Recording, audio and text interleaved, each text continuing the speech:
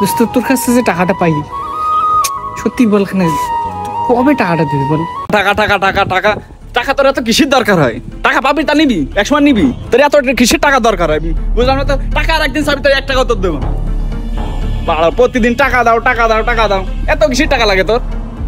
তাই বলে তুই আমার টাকাটা দিবি না বল?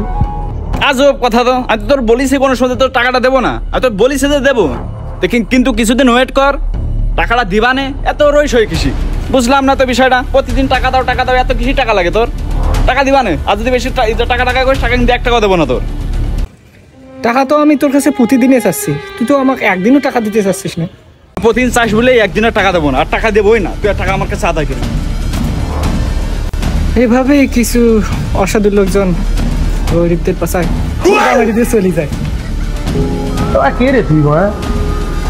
চিনিস আমাকে? তুই চিনিস আমাকে?